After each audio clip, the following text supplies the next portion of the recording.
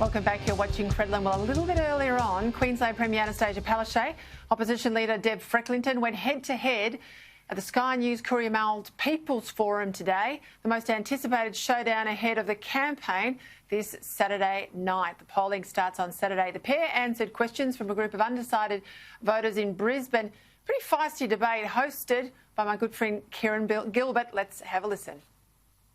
The Queensland that I grew up in was an economic powerhouse, and that's the Queensland I want to see for my children and for everyone else's children. They decimated regions, and when you take jobs out of regions, you really hurt communities. We delivered 5 budget surpluses, and we have said that we will hand down our budget before the end of this year. The LNP has said they will hand down their budget next year if they are elected. Within 100 days. I just sort of plugged that in. Sky News chief anchor Kieran Gilbert was the man in the middle there. He joins me now along with host of Across Australia, Peter Gleeson. All right, Kieran, the game is that they sit there as all undecideds. They take off a wristband at the end and it goes in a particular pot, and we decide based on that who won the debate. What numbers have we got? Yeah, so the number encouraging for Palaszczuk, for the Premier, 53% of those undecided voters say they're more likely to vote for the Premier and for Labor. 30% Deb Frecklington, Peter.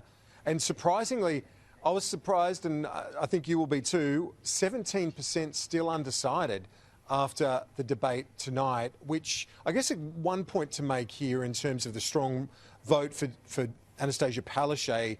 They'd probably expect that in Greater Brisbane. We know that this is really a tale of 2 elections at the moment, the southeast and then the rest of the state. And Deb Frecklington and the LNP feeling a lot more confident in other parts of Queensland. Yeah, Glee, so I think I have to make the point for people outside of Queensland. Queensland's the only state where there are more people living outside the capital city in electoral terms than inside the capital city. So there's a perversion in some of the way the electorates work in assessing, at least in my experience, the federal vote buy out of Queensland. Are you surprised both by the number there for Palaszczuk, the numbers for Deb Frecklington? But I agree with Kieran, a high undecided at 17%, a bit of a surprise. Brisbane is a Palaszczuk stronghold, so I'm not surprised at those figures. I am surprised at the fact that she looked like she didn't want to be there all night. I felt that, you know, if this debate was judged on who smiled the most, Frecklington would have won in a landslide.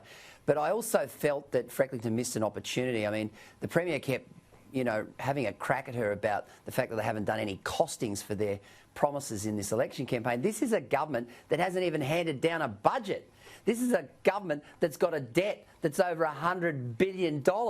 This is a government that doesn't even mention the word debt in its previous budget replies. So, you know, as far as fiscal responsibility, I think the Premier had a cheek to start questioning Deb Frecklington on their economic credentials. But it was obvious that COVID dominated, and of course the Premier was at pains to point out how she'd kept Queensland safe. This is a COVID election, and as Kieran said, it's an election in 2 particular parts of the state. The southeast, the Labor Party will romp in. Up north, if the LNP romps in, it'll be interesting.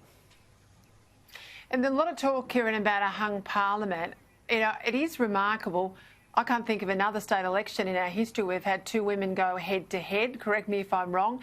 And of course, Annastacia Palaszczuk is the only political leader, female political leader in the country that's won 2 elections. If she wins a 3rd, she's in the history books. So it is an unusual election in many respects.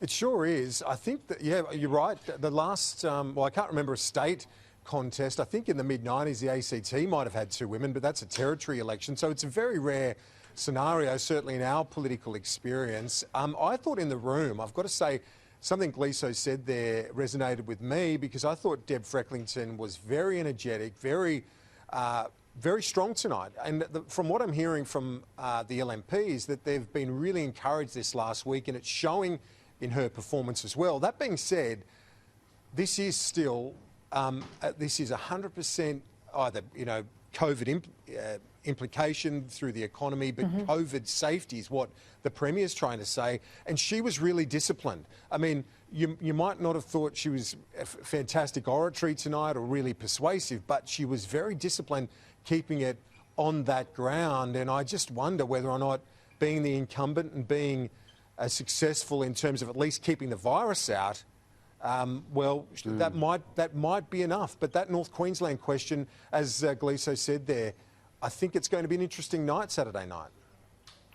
So I was watching it, and I've been watching the election in the last sort of days in particular. I don't think either of them look particularly hungry. And I remember the 2010 election, and we did a People's Forum. It was Abbott up against Julia Gillard at the time.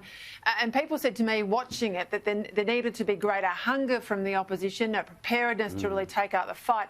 And if you remember, that's when then opposition leader Tony Abbott ran for sort of 48 hours, you know, event after event to build some pace and momentum, a bit like Trump's doing in the US.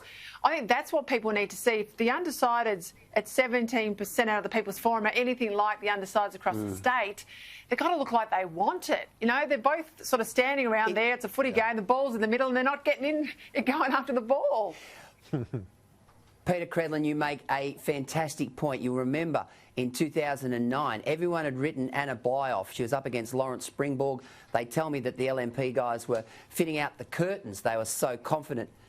But the problem was that then you saw Anna Bligh go whooshka, 50 different cities in about 3 days, and that sort of got her home. So I think you're right. I think the LNP has outlined a definitive fiscal model, but whether it's good enough at this late stage, when you consider 50% of people have already voted, who knows? Who knows? Well, we'll be watching both of you boys on Saturday night. Look forward to it very much. Kieran Gilbert, Peter Gleeson, thanks for your time. Thanks, Peter.